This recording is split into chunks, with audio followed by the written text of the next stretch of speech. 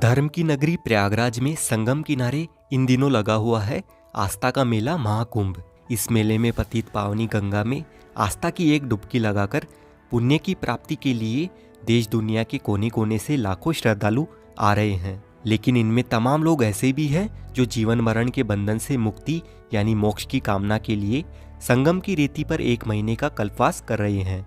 आखिर क्या है कल्पवास? क्यों लोग अपना घर द्वार छोड़कर चले आते हैं प्रयागराज संगम के किनारे कल्पवास करने के लिए? इस वीडियो में हम जानेंगे कल्पवास के क्या क्या नियम है, कल्पवास करने से क्या लाभ होता है, और अंत में हम बात करेंगे कल्पवास के समय आप अपने लिए टेंट बुक कैसे करें और टेंट का कितना खर्चा आएगा। जैसा कि आपको पता है, इस वर्ष का महाकुंभ मेला 13 जनवरी से स्टार्ट होकर 26 फरवरी महाशिवरात्रि के दिन तक चलेगा, तो पूरे 45 दिन तक कल्पवास का समय रहेगा। घर गृहस्थी जीवन और संसार की चिंताओं को छोड़कर सिर्फ और सिर्फ भगवान की आराधना और मुक्ति के देवता भगवान विष्णु की शरण में पहुंचने की लालसा ही कल्पवास है। कल्पवास की परंपरा आदिकाल से चली आ रही है।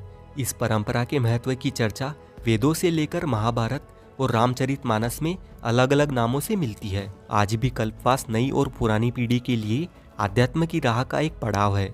बदलते समय के अनुसार कल्पवास करने वालों के तौर तरीकों में बदलाव जरूर आए हैं, लेकिन न तो कल्पवास करने की संख्या में कमी आई है और न ही आधुनिकता इस पर हावी हुई है। भारतीय आश्रम परंपरा में गृहस्थ आश्रम को सबसे श्रेष्ठ माना गया है, जिसमें साल में 11 महीने घर में रहकर और 1 महीने मोह माया से दूर पवित्र नदियों के संगम के किनारे वास करके जप तप और साधना से मुक्ति का मार्ग प्रशस्त होता है। मोक्ष की इसी लालसा को लेकर लाखों श्रद्धालु धर्म की नगरी तीर्थराज प्रयाग में गंगा यमुना सरस्वती नदी के त्रिवेणी पर 1 महीने तक वास करते हैं। 1 माह तक त्याग और संयम का जीवन जीते हुए पूरे समय भगवान के नाम का सत्संग करने वाले कल्पवासियों की इसी अनूठी दुनिया में धर्म, आध्यात्म, आस्था, समर्पण और ज्ञान व संस्कृति के तमाम रंग देखने को मिलते हैं। कल्पवास के दौरान कल्पवासी को जमीन पर शयन करना होता है। इस दौरान फलाहार और 1 समय का भोजन करने का भी प्रावधान है। कल्पवास की शुरुआत करने के बाद इसे 12 वर्षों तक जारी रखने की परंपरा भी है। सुबह से शाम तक सिर्फ और सिर्फ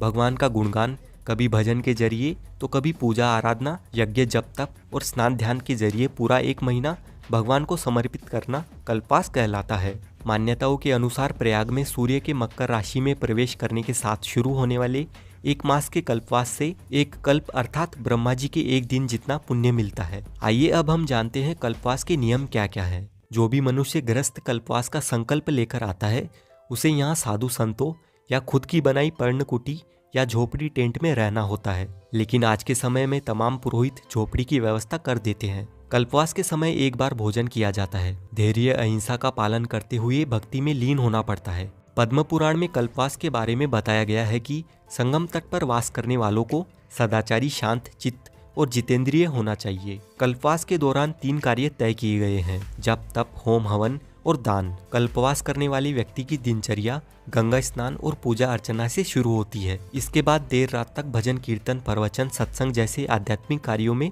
सम्मिलित रहना पड़ता है। अब हम जानेंगे कल्पवास का महत्व क्या है। मत्स्य पुराण में बताया गया है कि जो भी व्यक्ति कल्पवास का संकल्प लेते हैं वह अगले जन्म में राजा बनते हैं। लेकिन जो मोक्ष की अभिलाषा लेकर यहाँ आते हैं वह जीवन मरण के चक्र से मुक्त हो जाते हैं। धार्मिक ग्रंथों में यह भी बताया गया है कि प्रयाग के माघ में स्नान के दौरान 3 बार स्नान करने से पृथ्वी पर 10,000 अश्वमेघ यज्ञ के फल के बराबर पुण्य मिलता है। महाभारत के प्रसंग में मार्कंडेय ऋषि युधिष्ठिर से कहते हैं कि राजन, प्रयागराज तीर्थ सब पापों का नाश करने वाला है। जो भी व्यक्ति प्रयाग में 1 महीना इंद्रियों को वश में करके स्नान, ध्यान और कल्पवास करता है, उसके लिए स्वर्ग का स्थान सुनिश्चित हो जाता है। अब हम जानेंगे कल्पवास के टेंट बुक कैसे करें। देखिए, सबसे पहले कल्पवास करने के लिए मेला क्षेत्र में एक टेंट लेना पड़ता है, जिसे कल्पवास टेंट कहा जाता है। कल्पवास टेंट को प्राप्त करने के लिए आपको तीर्थ पुरोहितों के पास जाना पड़ेगा, जो घाट पर रोली चंदन लगाते हैं। यहाँ पर आप आएंगे तो तीर्थ पुरोहित आपको मिल जाएंगे और हर जगह जहाँ जहाँ पर कुंभ मेला लगता है वहाँ पर आपको पुरोहित मिलेंगे। उनसे संपर्क करने के बाद आपको कल्पवास करने के लिए टेंट पूरे महीने तक मिल जाता है, वो भी कम से कम पैसों में। यहाँ आने के बाद हजारों की संख्या में आपको बहुत सारे टेंट बने हुए मिल जाएंगे। यहाँ पर आपको 3 प्रकार के टेंट मिलेंगे: बड़ा टेंट, छोटा टेंट और सबसे छोटा टेंट। इनके रेट साइज के हिसाब से अलग अलग है।